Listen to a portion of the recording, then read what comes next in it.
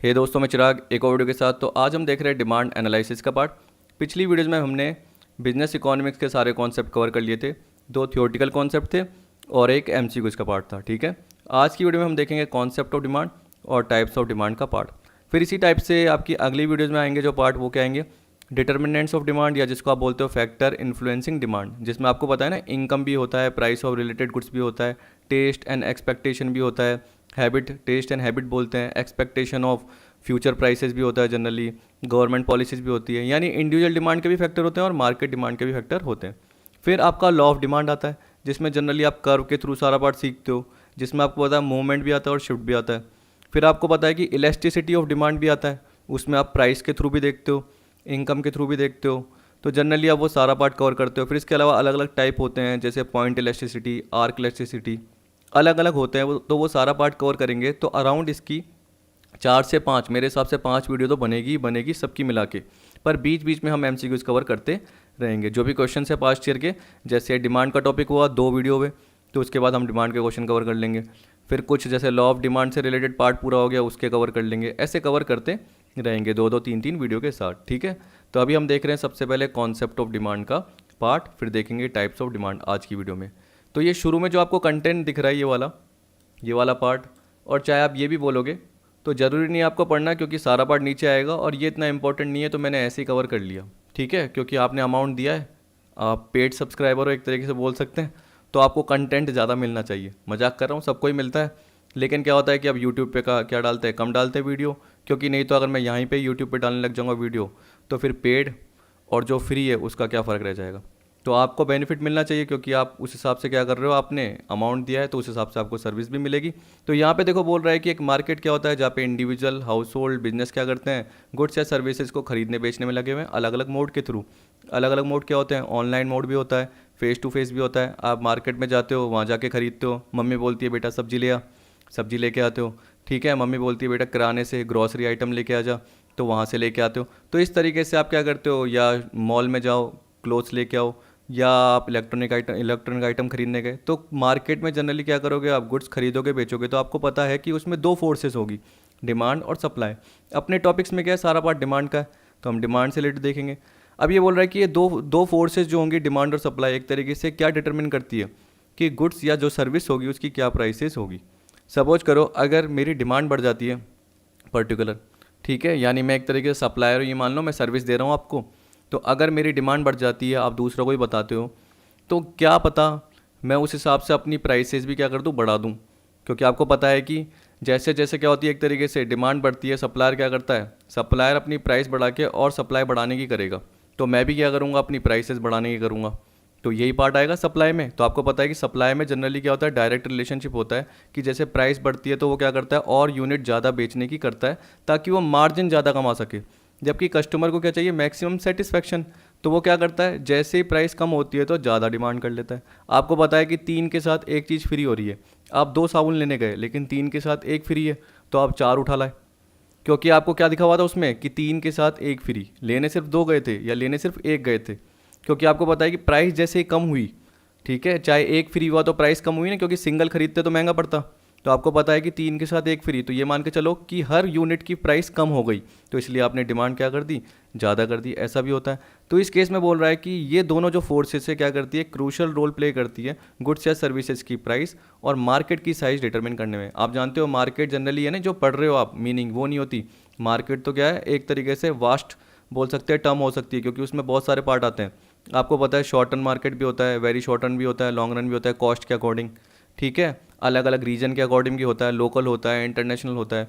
इसके अलावा अगर हम बोलेंगे कंपटीशन है, उसके बेसिस पे, जो हम प्राइस के बेसिस पे कि प्राइस कैसे डिटरमिन करनी है, तो परफेक्ट कंपटीशन मार्केट भी होता है, मोनोपोली होता है, मोनोपोलिस्टिक होता है, ओलिगोपोली होता है, जो कि हमारे कोर्स में वो हम कवर करेंगे। फिर आपको दे रखा है ये पॉइंट, जिसमें आपको दे रखा है कि डिमांड क्या है। अब देखो मैं डिमांड के एलिमेंट बताऊंगा, 3 होते हैं, डिज़ायर, विलिंगनेस और एबिलिटी। पर अब ये दे रखा है तो इसलिए पहले मैं पूरा ये कवर करा देता हूँ ताकि आपको दिक्कत ना हो। अब आप देखिए, देखो ये बोल रहा है कि मार्केट में behaviour of buyers can be analyze by using the concept of demand, यही बोल रहा है। अब आपको पता है कि कॉन्सेप्ट ऑफ डिमांड का मतलब क्या है, जनरली हम बोलते हैं कि जब भी बायर्स के पॉइंट ऑफ व्यू से देखते हैं तो कंज्यूमर क्या चाहता है, मैक्सिमम सेटिस्फेक्शन चाहता है। इसलिए आप यूटिलिटी का टॉपिक पढ़ते हो, लॉ ऑफ डिमांड से रिलेटेड पढ़ते हो कि प्राइस कम होने से क्या होता है, गुड्स की डिमांड बढ़ जाती है। एक तरीके से हम बोलते हैं इन्वर्स रिलेशनशिप होता है, तभी हम उसको एक तरीके से थ्योरी ऑफ कंज्यूमर बिहेवियर बोलते हैं, न कि supplier behaviour. Concept of supply को हम बोलते हैं थ्योरी ऑफ सप्लायर बिहेवियर, या इनकम थ्योरी भी बोलते हैं उसको। कॉन्सेप्ट ऑफ डिमांड को हम प्राइस थ्योरी बोलते हैं। क्या बोलते हैं, क्योंकि जो कंज्यूमर होता है ना वो प्राइस से कंसर्न रहता है, वो अलग अलग प्राइसेस पे जो क्वांटिटी की डिमांड कर रहा है उसे हम क्या बोलेंगे, डिमांड, यानी क्वांटिटी परचेज कर रहा है। क्योंकि डिमांड का मतलब याद रखना कि जैसे उसने परचेज करी तब जाके वो डिमांड होती है, एक तरीके से ऐसे बोल सकते हैं। क्योंकि आपकी डिज़ायर भी है, विलिंगनेस भी है, लेकिन एबिलिटी नहीं है। ठीक है, विलिंगनेस तो नहीं, सॉरी, डिज़ायर भी है और एबिलिटी भी है, लेकिन विलिंगनेस तो नहीं है। ठीक है, आपकी डिज़ायर है लेकिन आपके पास एबिलिटी नहीं है, यानी आपके पास मनी नहीं है, जो कि अभी मैं आपको एग्जांपल के थ्रू समझाऊंगा। लेकिन यहाँ पे ये दे रखा था इसलिए मुझे पहले बताना पड़ गया। तो यहाँ पे देखो ये दे रखा है आपको कि demand is a relationship between various possible prices of a product. तो एक प्रोडक्ट की, क्योंकि आपको पता है कि जनरली मैं एग्रीगेट डिमांड नहीं बोल रहा मैक्रो का, मैं किसकी बात कर रहा हूँ, माइक्रो के टॉपिक की बात कर रहा हूँ। तो हम जनरली क्या करते हैं, एक पर्टिकुलर कमोडिटी की बात करते हैं। अगर एक पर्टिकुलर कमोडिटी की अलग अलग प्राइसेस पे जो भी क्वांटिटीज़ परचेज दे रखी है, मतलब एक शेड्यूल दे रखा है, तो इसका मतलब वो डिमांड ही है। फिर अगर आप क्वांटिटी डिमांड बोलते हो ना, तो इसका मतलब क्या है, जैसे सपोज करो कि आपके मार्केट में 25 रुपये प्राइस चल रही है, तो साबुन की 25 रुपये प्राइस चल रही है, तो आप कितनी डिमांड कर रहे हो, 5 डिमांड कर रहे हो कि भाई 5 दे दियो। सामने वाला क्या बोलेगा, दो 150 रुपीज़। ठीक है, नहीं कितने होते हैं 150 नहीं 125 रुपीज़, 125 रुपये दो। ठीक है, अगर 30 की प्राइस चल रही है तो आप 4 डिमांड कर रहे हो, तो जैसी प्राइस कम हो रही है तो आप ज़्यादा डिमांड कर रहे हो। तो ये तो एक शेड्यूल हो गया, तो ये डिमांड हो गया। अगर डिमांड का आपको मीनिंग याद नहीं होती तो ऐसे बोल सकते हो ना, it is a quantity of commodity, it is a quantity of commodity या quantities of commodity that a consumer is willing to buy at different possible prices. At different possible prices आपको दिख गई। ठीक है, at different possible prices and at a specific point of time. तो किसी particular point of time पे जो भी अलग अलग आपको प्राइसेस दे रखी है उस पर आप क्या डिमांड कर रहे हो। ठीक, और अगर आपने उस पर्टिकुलर प्राइस पे जो भी परचेज कर ली वो आपकी क्या हो गई, क्वांटिटी डिमांड। तो ये बोल रहा है कि in this relationship price is an independent variable and the quantity demanded is dependent. क्यों, क्योंकि जो क्वांटिटी डिमांड है वो किस पे डिपेंड है, प्राइस पे। अगर प्राइस में फ्लक्चुएशन हो रहा है तो उस हिसाब से डिमांड पर असर होगा।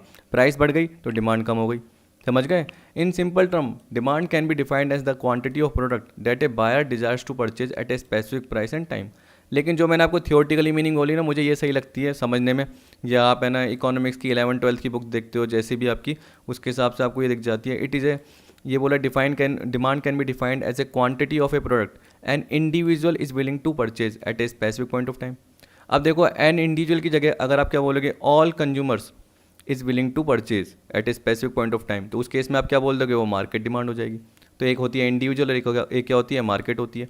लेकिन हमें क्या समझना, सबसे पहले मैं ऊपर आऊँगा, लेकिन यहाँ पे देखो मैं आपको क्या बता रहा हूँ, ये पार्ट। ठीक है, पहले ये देख लेते हैं, तभी जाके आपको पता चलेगा कि डिमांड का मतलब क्या है। कि इतनी देर से मैं ज्ञान दे रहा हूँ 8 मिनट तक, लेकिन डिमांड का मतलब क्या है। अब देखिए ये बोला demand for a commodity implies desire to acquire it. Desire मतलब क्या होता है, एक आपकी स्ट्रॉन्ग विश है। स्ट्रॉन्ग विश मतलब क्या हो गया, बहुत अधिक चाह है जो आपके अंदर से निकल के आ रही है कि मेरे को ये चीज़ चाहिए। जैसे मैं बोलता हूँ कि मेरे को कार चाहिए, पर उसके लिए मेरे पास क्या नहीं है, एबिलिटी नहीं है। क्यों, क्योंकि मेरे पास अभी इतना ज़्यादा मनी नहीं है। एबिलिटी का मतलब क्या हो गया, आप जनरली इसको पढ़ के देखोगे या वैसे नेट पे सर्च करोगे नॉर्मल एबिलिटी, तो आपको लिखाएगा मेंटल या फिजिकल पावर स्किल। लेकिन हम नॉर्मल टर्म में क्या बोल सकते हैं, कैपेसिटी, जो कि किससे बैक होती है, परचेजिंग पावर से। किससे बैक होती है, परचेजिंग पावर, कि आपके पास पावर है मनी की, ये मान के चल लो। ठीक है, क्योंकि हम डिमांड की बात करते हैं तो डिज़ायर तो है, एबिलिटी भी है। डिज़ायर मतलब आपकी चाह तो है, एबिलिटी भी है, लेकिन रेडीनेस नहीं है, यानी विलिंगनेस नहीं है, इच्छा शक्ति नहीं है। तत्परता बोलते हैं ना, जैसे हिंदी में, शुद्ध हिंदी में क्या बोलते हैं, तत्परता, या क्या बोलते हैं, रेडीनेस, वो नहीं है। क्यों, क्योंकि देखो क्या होता है कि देखो आपके पापा के पास बहुत ज़्यादा पैसे हैं, आपकी डिज़ायर बहुत अच्छी है, डिज़ायर बहुत ज़्यादा है कि मेरे को क्या लेनी है, कार लेनी है। ठीक है, पापा के पास पैसे हैं, मतलब एबिलिटी भी है कि आप आराम से कार ले सकते हो, लेकिन पापा की इच्छा नहीं है आपको दिलाने की, रेडीनेस नहीं है। तो ये भी एक तरीके से क्या, डिमांड नहीं बनी। डिमांड कब बनेगी, जब विलिंगनेस अराइज हो जाएगी। तो इसी तरीके से मान लो कि आप कंजूस हो और पूरे मक्खी चूस हो। नहीं, आप नहीं हो, जैसे मैं यूँ मान लो कि मैं कंजूस हूँ, मेरे पास क्या है, वही यहाँ पे एग्जांपल में दे रखा है, उसके हिसाब से देख लो। ये बोल रहा है कि मेरे desire to buy a product is not demand, कि सिर्फ डिज़ायर होना ही डिमांड नहीं है, उसमें 2 एलिमेंट और साथ में जुड़ने चाहिए, willingness plus ability. A miser's desire for and his ability to pay for car is not demand because he does not have the necessary will to pay for it. तो ये बोल रहा है कि एक माइजर मतलब एक कंजूस जिसकी डिजायर भी है और जिसके पास एबिलिटी भी है कार खरीदने की, लेकिन उसके पास विल पावर नहीं है, अभी रेडीनेस नहीं है। तो उसकी डिजायर, जैसे अपन बोलते हैं ना, जैसे देखो क्या होता है कि चलो मैं एक्सचेंज कराने गया बाइक, मेरे पास पुरानी बाइक पड़ी थी तो मैं उसकी जगह नई खरीदने गया। तो मैंने अखबार देख के वहाँ पे मैं गया, वहाँ पे पता चला कि यार कि एक्सचेंज करने पर जैसे सब कुछ हो गया पार्ट, तो उन्होंने बोला कि एक्सचेंज जैसे ही करोगे तो आपको जो कागज़ चेंज करने के या नॉर्मल हम बोल सकते हैं डॉक्यूमेंट के 2,000 और देने पड़ेंगे। ठीक है, एक्सचेंज तो हो जाएगी कि जैसे 70,000 की कोई नहीं है बाइक, आपकी वो 20 में एक्सचेंज हो जाएगी तो आपको 50,000 देने पड़ेंगे। पर क्या बोल रहे हैं कि आपको 2,000 रुपये और डॉक्यूमेंट के देने पड़ेंगे। तो वो तो हमें बताया नहीं उन्हें कि एक्सचेंज करने पर इतना होगा, आपको तो पता था कि 50 देने। आपके पास पैसे भी पड़े हैं, आपके पास चाहे 55 60 पड़े हैं, लेकिन आपके माइंड में क्या था कि आपको 50 देने। जैसे ही उन्होंने बोला कि 2,000 डॉक्यूमेंट के और लगेंगे तो आपकी विलिंगनेस नहीं हुई। तो आपका डिजायर भी थी, आपके पास अमाउंट भी था, लेकिन आपकी विलिंगनेस नहीं हुई, और वो एक तरीके से जो कमिटमेंट था या बोल सकते हैं एग्रीमेंट था वो पूरा नहीं हो पाया और डिमांड नहीं पाई, बन नहीं पाई। इसी तरीके से बोल रहा है similarly poor man's desire for and his willingness to pay for car is not demand because he lacks the necessary purchasing power. आ गया, इसका मतलब क्या है, उसकी डिजायर भी है, उसकी विलिंगनेस भी है, ठीक, लेकिन उसके पास एबिलिटी नहीं है। क्योंकि एबिलिटी का मतलब क्या है, उसके पास परचेजिंग पावर होनी चाहिए थी, उसके पास मनी होनी चाहिए थी। तो उसकी डिजायर भी है, उसकी रेडीनेस भी है कि अगर मेरे पास पैसे हों तो अभी खरीद लूँ। ठीक है, अभी मेरे को कोई पैसे दे गया मैं अभी खरीद लूँगा, लेकिन उसके पास एबिलिटी नहीं है, यानी उसके पास परचेजिंग पावर ही नहीं है, अमाउंट ही नहीं है। आपको बहुत ज़्यादा भूख लग रही है, या आपको क्या करना है, मान लो कि मिंत्रा से क्या करनी है, ड्रेस खरीदनी है। याद रख लेना ढंग से, मैं आपको एग्जाम्पल बता रहा हूँ ताकि आपको याद रहे। और याद रखना ये सबके साथ होता है जनरली, मिंत्रा पे जैसे या कोई भी ऑनलाइन साइट में, या मिंत्रा की बात कर लूँ क्योंकि मेरे साथ भी खूब बार हुआ है कि मेरे पास पैसे रहते हैं पेटीएम में या कैसे भी रहते हैं, तो मैंने कोई टी शर्ट देखी जिस पे लिखा हुआ था 400 रुपीज़। ठीक है, अब मुझे पता है कि मेरी एक तरीके से डिजायर हुई इसको खरीदने की, यार ये पर्टिकुलर मैं ख़रीद लेता हूँ, और मेरे पास एबिलिटी भी है, मेरे पास 500 रुपीज़ भी पड़े। फिर जैसे ही मैं लास्ट तक आया पेमेंट के पार्ट तक, तो उसमें पता चला कि टैक्स भी जुड़ेगा, कितना परसेंट, इतना परसेंट। चलो टैक्स तो मुझे पता था, लेकिन डिलीवरी चार्जेस भी कितना ले रहा है वो 80 रुपीज़ पता चला। तो मेरी इच्छा क्या हो गई, वहीं ख़त्म हो गई, यानी विलिंगनेस टू पे फिर नहीं हुई। तो डिजायर भी बनी, एबिलिटी भी है, क्योंकि मान के चलो कि अगर मैं बोलूँगा कि 400 का 5% कितना होता है 20 रुपीज़, और 80 रुपीज़ कितने ले रहा है वो डिलीवरी चार्जेस के, तो मेरे पास 500 तो है, तो मेरे पास एबिलिटी तो है और डिजायर भी है कि यार मेरे को वो टी शर्ट लेनी है, लेकिन उस वक्त मेरी विलिंगनेस नहीं हुई। तो वो पर्टिकुलर पॉइंट ऑफ टाइम पे डिपेंड करती है। समझ गए, क्या पता आपकी आज इच्छा है लेकिन कल नहीं रहे, आपकी आज इच्छा है लेकिन पैसे नहीं है, कल पैसे हैं लेकिन इच्छा नहीं है, हो सकता है ना, बहुत चीज़ें होती है। तो यहाँ पे यही बोल रखा है कॉन्सेप्ट ऑफ डिमांड में सबसे पहले कि theoretically demand can be defined as a quantity of a product and individual is willing to purchase at a specific point of time. In the words of Frederick Charles Courtney Benham, बड़ा नाम है, इसने क्या बोला, the demand for anything at a given price is the amount of it which will be bought per unit of time at that price.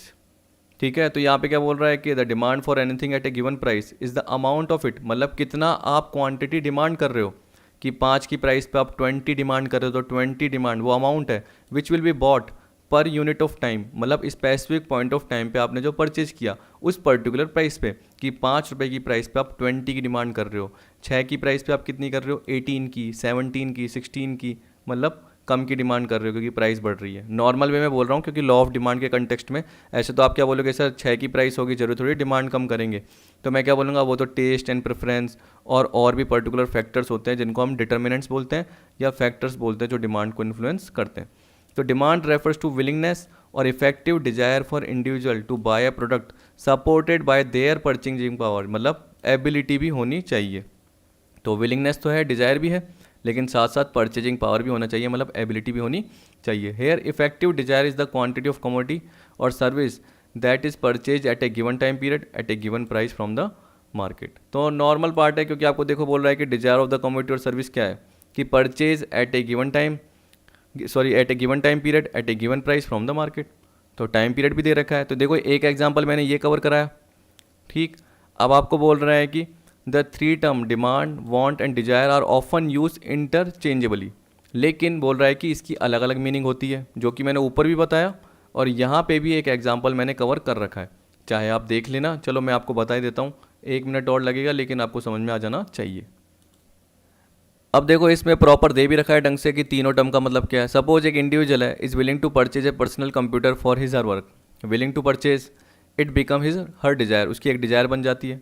If the individual has purchasing power to buy the computer, तो इसका मतलब क्या हुआ, ability भी है, तो Dzire भी है प्लस एबिलिटी भी है, but is not willing to sacrifice his money. तो विलिंगनेस मतलब क्या हो गया यहाँ पे, रेडीनेस, कि वो पैसे पे करने के लिए तैयार है। तो यहाँ पे विलिंगनेस का मतलब समझ जाना कि वो क्या है, कि वो मैक्सिमम अमाउंट देने के लिए तैयार है। ठीक है, जो पर्टिकुलर चीज़ वो चाहता है उसके लिए, मतलब कंप्यूटर के लिए, लेकिन यहाँ पे वो तैयार ही नहीं है। However if the individual is willing to use the money to purchase the computer it becomes demand. लेकिन जैसे ही उसकी इच्छा हो गई और उसने खरीद ली तो उसकी डिमांड बन गई। जैसे मेरी भी लैपटॉप की है, मेरे पास भी प्राइस है, वो अमाउंट पड़ा है, मेरे पास भी एक तरीके से परचेजिंग पावर है, एबिलिटी है, लेकिन अभी विलिंगनेस क्यों नहीं हो रही, क्योंकि मेरे पास 5 कंप्यूटर पड़े हुए हैं। मेरा कंप्यूटर का इंस्टीट्यूट भी एक तरीके से इतना ज़्यादा मैं चलाता नहीं हूँ, क्योंकि मेरा BCom M.Com से रिलेटेड पार्ट हो जाता है, लेकिन वो RS-CIT बोलते हैं हमारे यहाँ पे, तो इसलिए पर्टिकुलर मैंने ले रखे हैं। तो इसलिए मेरी क्या होती है, इच्छा नहीं होती क्या लेने की, PC लेने की। लेकिन मुझे पता है कि अगर मुझे फेस टू फेस आपसे क्या करना है, एक तरीके से वीडियोस बनानी है, तो मैं वेबकैम का भी यूज़ कर सकता हूँ, पर मुझे वो प्रॉपर नहीं लगता, तो फिर मुझे क्या लेना पड़ेगा, PC लेना पड़ेगा, क्योंकि मुझे लगता है कि एक तरीके से वो आपकी ज़रूरत है मेरी। तो मैं क्या करूँगा, आने वाले टाइम पे कहीं कभी ना कभी तो पर्टिकुलर लूँगा ही लूँगा। जैसे ही लूँगा वो मेरी क्या बन जाएगी, डिमांड बन जाएगी। तो देखो यहाँ पे आपको कुछ पॉइंट दे रखे हैं, एक बार देख लेना ताकि आपको समझ में आ जाए सारा का सारा पार्ट। अब देखिए नटशेल में यही बोल रहा है, demand is the quantity of commodity और service that a consumers are willing to buy at a given price at a given time period. तो at a given price at a given time period, ये आपको पता रहना चाहिए। अब बोल रहा है the following point should be considered while defining the terms demand. अब डिमांड में देखो क्या बोल रहा है, डिजायर, वांट, डिमांड, जो कि आपने पहले देखा था वो अलग अलग होती है एक दूसरे से, याद रखना पहला पॉइंट। दूसरा बोल रहा है कि जो क्वांटिटी डिमांडेड है is the amount that a customer is willing to purchase. इसका मतलब क्या हुआ, एक मिनट इसको हटा दूँ, क्योंकि आप किसी पर्टिकुलर पॉइंट ऑफ टाइम पे क्या कर रहे हो, प्राइस, किसी पर्टिकुलर पॉइंट ऑफ टाइम पे उस पर्टिकुलर प्राइस पे क्वांटिटी डिमांड कर रहे हो, लेकिन क्या पता उस सप्लायर के पास वो गुड्स ही अवेलेबल ना हो। ठीक है, तो बोला however the quantity demanded is not always equal to actual purchase. क्यों, क्योंकि क्या पता जो कमोडिटी या सर्विस आप चाहते हो वो उस सप्लायर के पास रिक्वायर्ड क्वांटिटी में हो ही ना हो। मान लो कि 5 रुपीज़ की प्राइस चल रही है और आपको 20 चाहिए क्वांटिटी, 20 की आप डिमांड कर रहे हो, लेकिन उसके पास ही 15 यूनिट्स है, 14 यूनिट्स है, तो वो पूरी कर ही नहीं पाएगा, क्योंकि आपको पता है कि एक तरीके से वो स्टॉक बनेगा फिर आपके पास आएगा, तो क्या पता अगले पॉइंट ऑफ टाइम पे आपको इतनी डिमांड ही ना रहे, तभी हम बोलते हैं वो at a particular point of time होती है। अब देखो आपको बोल रखा है डिमांड हमेशा क्या होती है, प्राइस को रेफर करती है। एक इंडिविजुअल एक शर्ट को 500 रुपये में खरीदने के लिए तैयार है, लेकिन वही शर्ट अगर 1000 की हो जाती है तो उसको खरीदने में तैयार नहीं रहता। तो बोला डिमांड हमेशा प्राइस को रेफर करती है, अगर प्राइस ही नहीं होता तो उसकी कोई मीनिंग ही नहीं रहती। इस पर्टिकुलर पॉइंट में यही दे रखा है, इसलिए आपको बोल रहा है in addition different quantities of commodity are demanded at different price. ठीक है, demand is always referred in term of time period, ये बोल रहा है कि एंड बियर्स नो मीनिंग, और कुछ भी मीनिंग नहीं रहेगी अगर उसमें टाइम पीरियड नहीं हो। जैसे बोल रहा है कि एक गारमेंट मैन्युफैक्चर है, उसने डिमांड करी 200 मीटर ऑफ क्लोथ की एक महीने में, और एक साल में उसने कितने करी, 2400 मीटर की। तो आपको पता है कि अभी वो क्या कर रहा है, पहले महीने मान लो 200 मीटर कर रहा है, अगले महीने क्या कर रहा है वो 400 मीटर, 500 मीटर। तो वो किसके बेसिस पे, एक तरीके से उसकी भी पर्टिकुलर किसके बेसिस पे, डिमांड के बेसिस पे, तभी वो एक तरीके से खुद भी डिमांड कर रहा है। जैसे सपोज करो रॉ मटेरियल मांग रहा है, ठीक, क्लोथ से रिलेटेड रॉ मटेरियल मांग रहा है, तो वो डिमांड क्यों कर रहा है, क्योंकि उसको पता है कि उसको भी उतनी ही एक तरीके से गुड्स की रिक्वायरमेंट है आगे किसके लिए, बेचने के लिए, या गुड्स को एक तरीके से बनाने के लिए, जैसे कच्चा कपड़ा चाहिए ताकि रेडीमेड क्लोथ्स बना सके।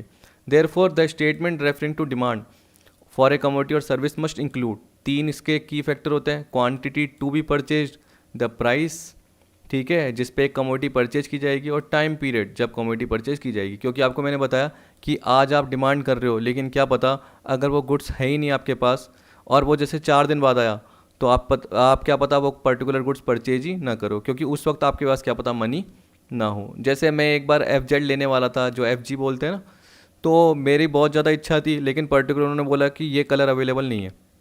तो मैंने बोला चलो ठीक है, कब तक आएगा, उन्होंने बोला 15 डेज़ बाद आएगा। तो मैंने बोला ठीक है 15 डेज़ बाद आ जाता हूँ। तो अब मैं 15 डेज़ बाद गया ही नहीं, क्यों, क्योंकि उस वक्त मेरे पास मनी नहीं थी, मनी थी पहले, लेकिन वो कहीं ना कहीं यूज़ हो गई 15 डेज़ में। तो हम बोल सकते हैं कि उस वक्त मेरे पास फिर एबिलिटी नहीं थी, डिज़ायर भी थी, विलिंगनेस भी थी कि भाई जैसे ही पैसा आ जाता है मैं दे दूंगा, लेकिन मेरे पास अमाउंट आया ही नहीं। अब आपको टाइप्स ऑफ डिमांड दे रखा है, ये बोल रहा है कि डिमांड जनरली बहुत सारे फैक्टर पे डिपेंड करती है।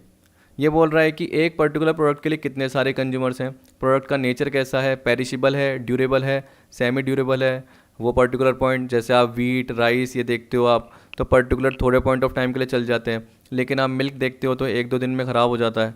ठीक है, ये बोल रहा है ना। तो आप देखते हो कि जनरली कुछ चीज़ें क्या होती है थोड़े टाइम के लिए ज़्यादा चलती है। क्लोथ्स की बात करते हो, शू की बात करते हो तो आपको पता है 6 महीने 8 महीने चल जाता है। ठीक, टीवी की बात करते हो काफ़ी टाइम तक चल जाती है। तो कुछ ड्यूरेबल होते हैं। फर्नीचर की बात करते हो बहुत लॉन्ग टाइम के लिए ड्यूरेबल होते हैं। ऐसे यूटिलिटी ऑफ प्रोडक्ट, प्रोडक्ट की क्या यूटिलिटी है, आपको पता है कि दूध से क्या होता है, दही भी बनती है, ठीक है, छाछ भी निकलती है, और बहुत चीज़ें बनती है, जैसे मिठाई भी बनती है। तो अलग अलग चीज़ों में जनरली वो यूज़ हो जाता है, तो उसके बेसिस पे भी एक तरीके से इलेस्टिसिटी आती है, तो हम इलेस्टिसिटी वाले पार्ट में देखेंगे। And interdependence of different demand, इस तरीके से बोल रहा है कि एक गुड्स की दूसरे के साथ कैसे डिपेंडेंस है। जैसे हम जनरली बोल लेते हैं ना, वो ब्रेड एंड बटर ये बोल लेते हैं, और साथ में आप बोलते हो कि टी और शुगर ऐसे बोल लेते हो, या आप बोल देते हो कि और भी मेरे को, जैसे कभी कभी क्या होता है जब पर्टिकुलर एग्जांपल याद होते हैं ना तो आते ही नहीं, हाँ कार और पेट्रोल, कार और डीजल ऐसे। तो इंटरडिपेंडेंस कितनी है, the demand for a particular product can be different under different situation. अब आपको बोल रखा है therefore it is essential for organization to be aware of type of demand that arise for their product under different situation. अब देखो मैंने आपको theory cover करा रखी है, क्योंकि मैं लॉ ऑफ डिमांड बताऊंगा, मैं इससे इसके बाद डिटर्मिनेंट्स बताऊंगा, तो जनरली उसमें वैसे ही आपको कर्व बना के बताऊंगा, तो तब आपको पता वैसे ही चल जाएगा, यानी पहले से ही बना हुआ है उस हिसाब से आपको मिल जाएगा। तो यहाँ पे देखो प्राइस डिमांड है जो कि आपको पता ही है। प्राइस डिमांड कैसे सोचो, लॉ ऑफ डिमांड की तरह सोचो, वही पर्टिकुलर पॉइंट दे रखा है या जो ऊपर मैंने बताया वैसे सोच लो, सिंपल सा है। देखिए अब क्या दे रखा है, it is a demand for different quantities of commodity और service that consumers intend to purchase at a given price and time period. ऊपर बताया था जैसे assuming other factors remain unchange. Other factors क्या होते हैं आपको पता है। सबसे पहले आप देखो प्राइस ऑफ ओन कमोडिटी की बात करते हो, जो कि एक तरीके से लॉ ऑफ डिमांड से रिलेटेड है, जिसमें आप क्या बोलते हो प्राइस कम होने से डिमांड बढ़ जाती है या प्राइस बढ़ने से डिमांड कम हो जाती है, इनवर्स रिलेशनशिप। दूसरी चीज़ बाकी सारे फैक्टर्स उसके अलावा, क्योंकि प्राइस तो एक मेन फैक्टर है ही, उसके अलावा क्या है price of related goods. Related में क्या आते हैं दो, सब्सटीट्यूट और कॉम्प्लीमेंट्री, याद रखना, जो कि आगे आएंगे उसमें क्या फ़र्क है क्या डिफरेंस है वो मैं आपको बाद में बता दूंगा। फिर उसके बाद आपको पता है कि इनकम ऑफ कंज्यूमर, वो भी एक मेन फैक्टर है, क्योंकि इनकम बढ़ने से डिमांड बढ़ती है, प्राइस का फिर कोई लेना देना नहीं होता। प्राइस तो चाहे आपकी क्या है 6 रुपीज़ की प्राइस पे आप 70 की डिमांड कर रहे हो मान लो, तो 6 रुपये की प्राइस पे 70, लेकिन 6 पे ही आप 80 की भी डिमांड कर सकते हो क्योंकि इनकम बढ़ रही है। तो इनकम के लेवल से भी फ़र्क पड़ता है। टेस्ट एंड प्रेफरेंस, हैबिट, ठीक है, taste and preference habit particular वो आ गया, एक्सपेक्टेशन ऑफ फ्यूचर प्राइस। फिर इसके अलावा मार्केट के फैक्टर भी आते हैं, क्योंकि आपको पता है कि इंडिविजुअल डिमांड का भी होता है और मार्केट डिमांड का पार्ट भी होता है। तो मार्केट डिमांड में इंडिविजुअल के पार्ट तो होते ही हैं, पर उसके अलावा गवर्नमेंट पॉलिसी भी होती है, पॉपुलेशन साइज़ भी होती है, इस तरीके से आपका पार्ट भी आता है। ठीक है, तो वो सारा पार्ट क्या हो गया आपका अदर फैक्टर का हो गया। तो जब भी हम लॉ ऑफ डिमांड बोलते हैं तो हम क्या बोलते हैं सेटरस पेरिबस, मतलब अदर फैक्टर्स रिमेनिंग अनचेंज या अदर फैक्टर्स रिमेनिंग कांस्टेंट, वो कांस्टेंट रहते हैं। प्राइस में कम ज़्यादा होने से डिमांड पे क्या असर होता है, बाकी सारे फैक्टर कांस्टेंट है। Price demand is inversely proportional to the price of commodity और service. As the price of commodity और service rises its demand falls and vice versa. Therefore, price demand indicate the functional relationship between price of commodity or service and the quantity demanded। जैसे देखो मैंने यहाँ पे ये price का हमेशा curve क्या आता है वाई एक्सिस पे आता है, और क्वांटिटी का कहाँ आता है एक्स एक्सिस पे आता है। जनरली यही होता है, क्वांटिटी नीचे आती है और प्राइस ऊपर आती है। 4 की प्राइस पे आप कितनी कर रहे हो 80 की डिमांड कर रहे हो, 6 की प्राइस पे कितनी कर रहे हो 70 यूनिट्स की, और जैसे 8 रुपीज़ की प्राइस होती है तो आप क्या कर रहे हो 50 की डिमांड कर रहे हो। तो आपको दिख रहा है एक तरीके से डाउनवर्ड स्लोपिंग कर्व जा रहा है, तो ये क्या होता है आपका डिमांड होता है। ठीक है, जबकि आप सप्लाई में देखते हो तो क्या होता है वो अपवर्ड राइजिंग होता है, अपवर्ड राइजिंग। तो ये डाउनवर्ड स्लोपिंग लेफ्ट से राइट की तरफ, लेफ्ट से आपका हाथ देख लीजिए लेफ्ट से राइट की तरफ जा रहा है। ठीक, तो पर्टिकुलर पॉइंट ये हो गया। अब देखो मैथमेटिकली एक्सप्रेस आपको दे रखा है D A is equal to F P A where. तो आप देखो डिमांड ऑफ कमोडिटी ए, और ये फंक्शन ऑफ किससे रिलेटेड है प्राइस ऑफ कमोडिटी ए। तो इसका मतलब क्या हुआ, यहाँ पे सिर्फ एक ही फंक्शन की बात कर रहा है। फंक्शन मतलब क्या हो गया वो सारे फैक्टर्स। तो यहाँ पे हम पी ए का मतलब क्या बोल रहे हैं price of commodity A. Suppose करो मैं इसके साथ पी आर बोलता, इनकम बोलता तो मैं क्या बोलता P R price of related goods, income बोलता तो वाई, टेस्ट एंड प्रेफरेंस तो टी दे देता ऐसे। तो वो फंक्शंस होते हैं, क्या होते हैं फंक्शंस। तो वो तो बाकी सारे कॉन्स्टेंट है, सिर्फ चेंज क्या है प्राइस। ठीक, तभी एफ का मतलब फंक्शन और पी ए का मतलब क्या है प्राइस ऑफ कमोडिटी है। अब आपको इनकम डिमांड दे रखी है, इनकम डिमांड में जनरली आपको पता है कि प्राइस पे जनरली कोई फ़र्क नहीं पड़ता, लेकिन अगर आप प्राइस की जगह यहाँ पे इनकम का पार्ट बना दो, यहाँ पे क्वांटिटी डिमांड का बता दो, तो इसका मतलब क्या हुआ, जैसी इनकम आपकी पहले 10,000 थी, अब आपकी 20 हो गई, तो आपको पता है कि 10 पे जनरली आप क्या कर रहे थे, कुछ ना कुछ डिमांड कर रहे थे। जैसे जब 10,000 की इनकम थी तो आप कुछ भी चीज़ खरीदने जाते हो, कुछ भी यूनिट खरीदने जाते हो, तो आप उसकी 50 यूनिट की डिमांड कर रहे थे, कितने की, 50 की। लेकिन जैसे ही 20 की प्राइस हो गई, वो सॉरी आपकी 20,000 की इनकम हो गई, तो जो आप वो 50 यूनिट्स खरीदते थे आप वो बढ़ा दोगे। ठीक है, आप मान लो वो 80 करने लग जाओगे, क्या पता। तो एक तरीके से आपकी इनकम बढ़ गई तो आपका परचेजिंग पावर बढ़ जाएगा, ये बोल सकते हैं। तो उस केस में क्या है, उसी पर्टिकुलर प्राइस पे आप 80 खरीदोगे प्राइस पे। तो यहाँ पे मैंने प्राइस नहीं लिया, यहाँ पे मैंने इनकम का पार्ट लिया। इनकम को वाई से भी डिनोट कर सकते हैं, याद रखना। तो जब आप इनकम से रिलेटेड कर्व देखोगे तो आपका क्या मिलेगा, बढ़ता हुआ बनेगा जनरली, क्योंकि अगर आप इनकम के पॉइंट ऑफ व्यू से देखेंगे तो बोल रहा है it is a demand for different quantity of commodity और service that consumer intend to purchase at different level of income assuming other factor remains the same.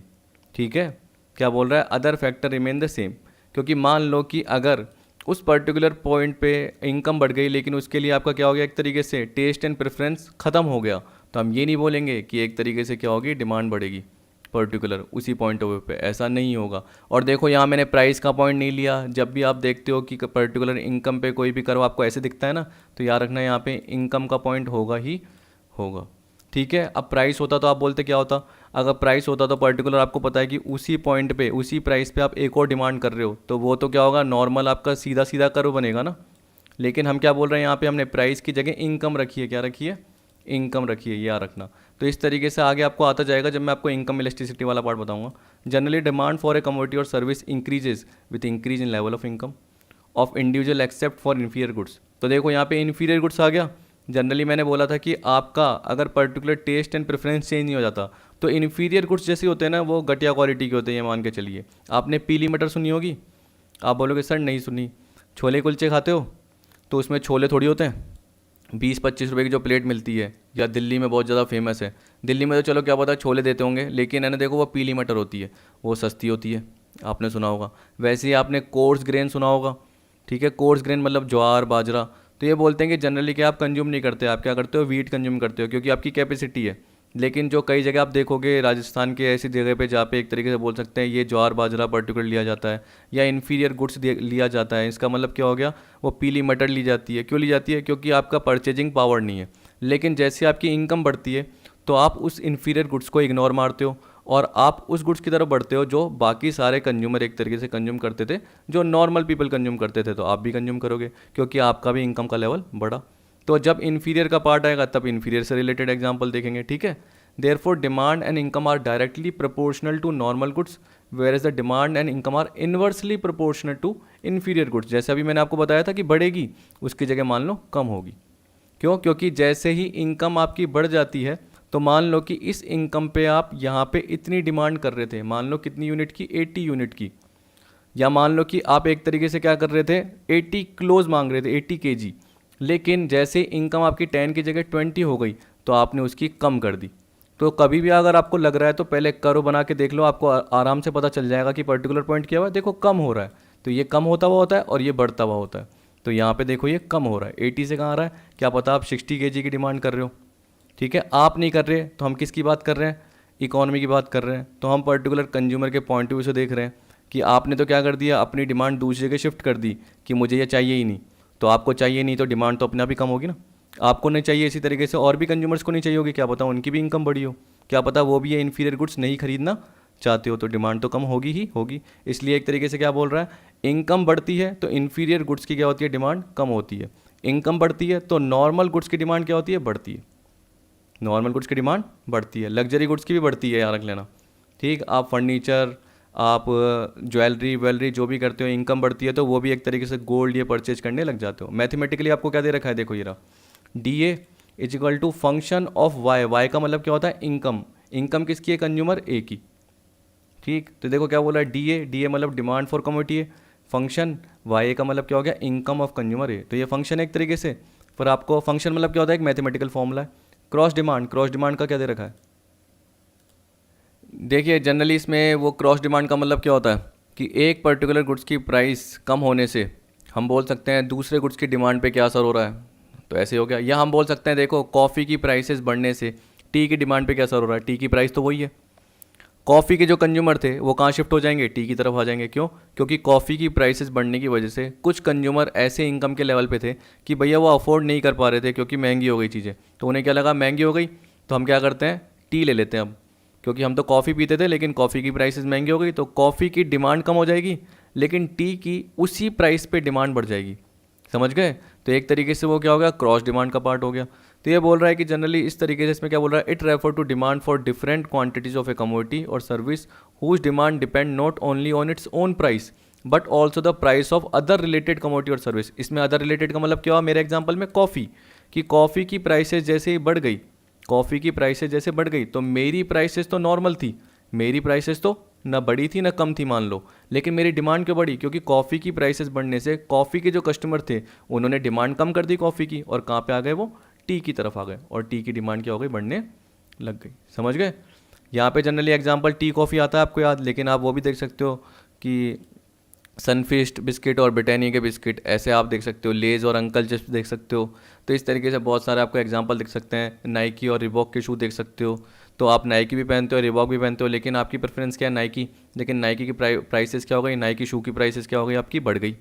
जैसे मान लो कि 2000 का शू था लेकिन वो क्या हो गया 2500 का हो गया, तो आपको पता चला कि रिबॉक का तो 2000 ही है, तो आप किसकी तरफ जाओगे, रिबॉक की तरफ, क्योंकि आपकी एक तरीके से प्राइसेस उतनी ही आप मेंटेन करके चलते हो, उससे ज़्यादा खर्च करने की नहीं चलते, ऐसा भी हो सकता है। तो tea and coffee are consider to be substitute, thus when the price of coffee increases people switch to tea, consequently the demand for tea increases, thus it can be said that tea and coffee have cross demand. Substitute का मतलब क्या है, जिसको replace किया जा सकता है, substitute नाम से पता कर लो, तो हमेशा नाम से पॉइंट देखा करो। अब देखो यहाँ पे डी है, अभी तक जितने पॉइंट में देखना आपने ए आता था, लेकिन बी क्यों आया, क्योंकि आप सोचो कि ए की डिमांड पे असर किसकी वजह से हो रहा है, बी की प्राइसेस में चेंज में होने से। समझ गए? इसलिए फंक्शन में भी चेंज आया। फंक्शन में क्या बोल रहा है कि बी की प्राइसेस में चेंज होने से डी पे क्या असर हुआ। तो देखो डिमांड फॉर कमोडिटी है, फंक्शन में क्या दे रखा है, प्राइस ऑफ कमोडिटी बी, कि बी की प्राइस चेंज करने से ए की कमोडिटी पे यानी ए की क्वांटिटी पे क्या असर हुआ। ठीक है, ए की प्राइसेस चेंज नहीं हुई, याद रखना, ए की प्राइसेस चेंज नहीं हुई। आपको मैं कराऊंगा एग्जांपल, तब आपको पता चलेगा कि मैं क्या बोल रहा हूँ बार बार, या इतनी बड़बड़ क्यों कर रहा हूँ। फिर आपको फोर्थ पॉइंट दे रखा है individual demand and market demand. देखिए इसमें तो जनरली मैंने आपको ये बताया था, it is a quantity of commodity that a consumer is willing to buy at a particular point of time at a specific price. तो आपको पता है कि अगर डिफरेंट पॉसिबल प्राइसेस की बात करते हो तो एक डिमांड शेड्यूल हो जाता है, लेकिन अगर आप इंडिविजुअल डिमांड की बात करोगे तो देखो क्या बोल रहा है, refer to quantity of a commodity और service demanded by an individual consumer at a given price at a given time period. मैंने आपको ये भी बताया था, पूरा समझा दिया। For example quantity of sugar that an individual और household purchase in a month is the individual और हाउस होल्ड डिमांड, कि वो एक महीने में जो शुगर खरीदते हैं या जितने भी ग्रोसरी आइटम खरीदते हैं वो पर्टिकुलर उनकी डिमांड है। The individual demand of a product is influence by price of a product, income of customer and their taste and preference. मान लो जरूरी नहीं है कि देखो नॉर्मल गुड्स की इतनी डिमांड नहीं बढ़ती, नमक आप उतना ही लेके आओगे, हाँ चीनी वीनी या दालें होती हैं जैसे हम बोलते हैं पल्सेस, थोड़ा फ़र्क पड़ जाता है कि जैसे ही प्राइस क्या होती है कम होती है ना, तो थोड़ी ज़्यादा डिमांड करते हो, 1 किलो की जगह क्या बोलते हो भाई 1.25 किलो दे देना, ठीक है, 1.5 kg 1.5 किलो दे देना, ऐसे बोलते हो आप। ठीक, क्यों? क्योंकि आपको पता है प्राइस कम होती है। लेकिन आजकल के ज़माने में प्राइस कम होने से कहाँ रही बढ़ती है, जनरली ये होता है, क्योंकि आपको पता है कि इन्फ्लेशन या उसका फ़र्क पड़ जाता है, और ये अभी कोरोना और आ गया तो इकॉनमी वैसे रिसेशन में जाएगी, तो उस केस में क्या हो गया, हर चीज़ वैसे ही बढ़ सकती है, या हम बोल सकते हैं कि उसका इफेक्ट कम होगा लेकिन उसको सुधरने में क्या लगेगा, टाइम भी लग सकता है, अराउंड 1 साल भी लग सकता है, क्या पता 6 महीने भी हो जाए, अगर इकोनॉमिस्ट उस हिसाब से सुधारना चाहे या प्रॉब्लम सुधरना चाहे। अब देखो on the other hand market demand is the aggregate of individual demands of all the consumer. अब देखो आपको पता है कि मैं एक ही कमोडिटी की बात कर रहा हूँ, क्योंकि मैं एग्रीगेट डिमांड नहीं बोल रहा, मार्केट डिमांड। याद रखना माइक्रो में क्या करते हैं, इंडिविजुअल मार्केट डिमांड पढ़ते हैं, मैक्रो में हम एग्रीगेट बोलते हैं।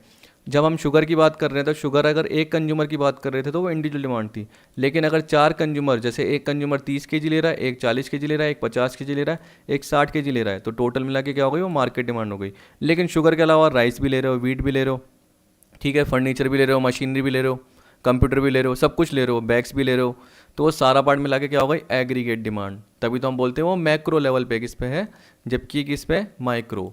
जैसे आप मुझसे कोई पूछ रहे थे कि अनएम्प्लॉयमेंट ये पर्टिकुलर पार्ट, देखो वो मैक्रो का है, क्योंकि आपको पता है कि वो एज ए एंटायर इकोनॉमी की बात करता है। अगर आप इन्फ्लेशन डिफ्लेशन बोलते हो तो आप ये थोड़ी बोलते हो यार शुगर में इन्फ्लेशन, ठीक है, आप ये थोड़ी बोलते हो राइस में इन्फ्लेशन डिफ्लेशन। आप क्या बोलते हो, जनरल प्राइस लेवल की बात करते हो कि जनरल प्राइस लेवल क्या यार, महंगाई हो गई, ठीक है, या क्या बोलेंगे एक तरीके से, या प्राइसेस बहुत ज़्यादा कम हो गई है सारे गुड्स की।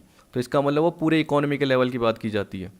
अगर आप एक इंडिविजुअल गुड्स की बात कर रहे हो तो वो तो नॉर्मल क्या है, प्राइस कम ज़्यादा होने से डिमांड पे असर हो रहा है, वो तो माइक्रो कॉन्सेप्ट है। अब देखो जॉइंट डिमांड बोल रहा है, तो जॉइंट का मतलब क्या है, देखिए अब जनरली जॉइंट डिमांड का मतलब क्या होगा, मैंने आपको बोला जो जॉइंटली यूज़ होते हैं, यानी दो या उससे ज़्यादा कमोडिटी या सर्विस जब वो एक साथ डिमांड की जाती है, याद रखना एक साथ, क्योंकि डिराइव्ड डिमांड क्या होती है, अलग होती है। डिराइव्ड डिमांड का मतलब क्या होता है कि जैसे आपको बिल्डिंग बनानी है तो उसके लिए आपको ईंटों की ज़रूरत है, तो पहले आपको क्या चाहिए, ईंट चाहिए, ठीक है, तो वो ईंटें बनानी पड़ेगी, पर्टिकुलर ये पॉइंट होगा। फिर उसके बाद वो उस पर लगेगी, धीरे धीरे यूज़ होती जाएगी। या मैंने बोला कि एक तरीके से जब हम कंस्ट्रक्शन के अलावा रॉ मेटेरियल की किसी की भी बात करते हैं, तो हमें पता है कि अगर हमें फिनिश गुड्स चाहिए, जैसे हमें क्लोथ्स चाहिए, तो उसके लिए हमें कॉटन चाहिए, तो वो डेराइव्ड होती है, क्या होती है, डेराइव्ड डिमांड। कि हमें क्लोथ्स बनाने के लिए क्या चाहिए, रॉ मेटेरियल चाहिए, कॉटन, तो वो कॉटन क्या है, एक तरीके से किसके थ्रू आया, क्लोथ्स के थ्रू आया, तो वो डेराइव्ड हुआ। जबकि यहाँ पे जनरली क्या दे रखा है, ये दोनों एक साथ कंज्यूम होती है, ये बोल रहा है, ठीक है। दस डिमांडेड टुगेदर, यानी एक साथ डिमांड की जा रही है, car and petrol, bread and butter, pen and refill. तो आपको पता है कि ये साथ साथ एक तरीके से बनती है, लेकिन आपको पता है कि बिल्डिंग बनने से पहले एक तरीके से किसकी ज़रूरत है, लेबर की। तो हमें पता है कि बिल्डिंग बनाने के लिए लेबर की ज़रूरत हुई, तो वो डेराइव्ड हो गई। मैं आपको बता रहा हूँ क्योंकि आगे भी मैं बताता, फिर मैं वापस डिफरेंस बोलता, फ़ायदा क्या, इससे अच्छा मैं यहीं बता दूँ, अभी नीचे भी आएगा पार्ट। तो ये बोल रहा है कि car, petrol, bread, butter, pen and refill are commodity that are use jointly and are demanded together. The demand of such commodity changes proportionately. अगर आप सोचो इसका मतलब क्या होता है, car, petrol, bread, butter, pen, refill, सोचिए, 5 सेकंड दिए, 1 2 3 4 5, नहीं पता चला आपको, देखो वैसे पता चल गया होगा कईयों को। इसका मतलब क्या होता है, कॉम्प्लीमेंट्री गुड्स क्या होते हैं, कॉम्प्लीमेंट्री मतलब जब भी कभी याद नहीं हो तो मेरी याद कर लेना, क्योंकि पति पत्नी, मेरी मतलब मेरी पत्नी है ना, तो वो कॉम्प्लीमेंट करते हैं ना, क्या बोलते हैं, हम बोलते हैं सर कितने अच्छे लग रहे हो आप, जब भी मैं फ़ोटो डालता हूँ आप क्या बोलते हो, सर कितने अच्छे लग रही है आपकी जोड़ी, तो कॉम्प्लीमेंट। या हम बोल सकते हैं एक तरीके से फादर और डॉटर या फादर और सन की जोड़ी, तो कॉम्प्लीमेंट करते हैं ना। तो वैसे आपको पता है कि कार के साथ पेट्रोल, कार के साथ डीजल, ब्रेड के साथ बटर। आप बोलोगे सर मैं तो ब्रेड ऐसे ही खाती हूँ या खाता हूँ, वो आपके ऊपर है, लेकिन हम क्या करते हैं एक नॉर्मल टर्म में पढ़ते हैं। पेन एंड रिफिल बोलते हो सर हम तो पेंसिल चलाते हैं, कई जने ऐसे भी मुंह लगते थे हमसे जब स्कूल में, बोलते थे सर हम तो पेंसिल यूज़ करते हैं, पेन तो यूज़ ही नहीं करते। तो हम बोलते हैं कि देखो ये तो नॉर्मल टर्म में पेन के साथ रिफिल आएगा ही आएगा। For example rise in the demand for car result in A proportionate rise in demand for A petrol. तो यही तो चीज़ है कि अगर आपको पता है कि कार की डिमांड में राइज हो गई, तो उस हिसाब से पेट्रोल की डिमांड भी एक तरीके से बढ़ेगी, क्योंकि एक तरीके से जॉइंट डिमांड का पार्ट है। Rise in the price of one commodity result in the fall of the demand for other commodity. इसी तरीके से क्या बोल रहा है, देखो ये तो कार की डिमांड बढ़ी है, लेकिन अगर हमने क्या बोला कि कार की प्राइसेस बढ़ गई, तो इससे क्या होगा, पेट्रोल की जो है ना डिमांड है वो कम हो जाएगी उसी पर्टिकुलर पॉइंट पे या उसी पर्टिकुलर प्राइस पे। क्यों, क्योंकि आपको पता है कि ये कॉम्प्लीमेंट्री है। क्योंकि अगर कार की प्राइसेस बढ़ गई तो लोग कार की डिमांड कम करेंगे, कार की डिमांड कम करेंगे, पेट्रोल कम लगेगा। उसी पर्टिकुलर प्राइस पे जो डिमांड है पेट्रोल की, वो क्या हो जाएगी, कम हो जाएगी। तो जनरली एक तरीके से क्या हो गया, कॉम्प्लीमेंट्री का पार्ट बोल रहा है। Rise in price of one commodity result in the fall of demand for other commodity. लेकिन आपको पता है पेट्रोल की प्राइसेस तो वही थी, लेकिन डिमांड कम क्यों हुई, क्योंकि आपको पता है कि कार की प्राइसेस बढ़ गई थी, तो कार की प्राइसेस बढ़ने से कार की डिमांड कम हुई, ठीक है। और पेट्रोल की प्राइस वही थी, लेकिन पेट्रोल की डिमांड कम क्यों हुई, किसकी वजह से, कार की डिमांड कम होने से, क्योंकि उसमें पेट्रोल नहीं लगेगा। इन the above example an increase in price of car will cause A fall in demand of not only of cars but also of petrol. यही बोल दिया इसने कि साथ साथ क्या होगा, कार के साथ साथ पेट्रोल की डिमांड भी कम हो जाएगी। अब देखो जॉइंट की बात सीधा मैं डेराइव करा रहा हूँ, फिर कंपोजिट करेंगे। तो यहाँ पे देखो आपको क्या दे रखा है, डायरेक्ट एंड डिराइव्ड। डायरेक्ट का मतलब क्या हो गया, जो एक तरीके से ऐसी कमोडिटी या सर्विस की बात कर रहा है जो डायरेक्टली फाइनल कंजम्पशन के लिए होती है। जैसे आप कोई भी पेरिशेबल गुड्स कंज्यूम करते हो, नॉर्मल फर्नीचर, इलेक्ट्रिकल आइटम या इलेक्ट्रॉनिक्स आइटम खरीदते हो, तो वो पर्टिकुलर क्या एक तरीके से डायरेक्टली आपके कंजम्पशन के लिए। The demand arises out of natural desire of an individual to consume a particular product. For example demand for food, shelter, clothes, vehicle, direct demand. As it arises out of the biological, physical and other personal need of consumer. तो normal आपकी need थी, इसलिए उसको क्या बोलते हैं हम, direct demand. वो किसी से होके नहीं आई, जैसे डेराइव्ड आती है, मैंने बताया था आपको। जबकि डेराइव्ड का मतलब क्या होता है, जो कि एक तरीके से अराइज होती है किसकी वजह से, जब अदर प्रोडक्ट की डिमांड होती है।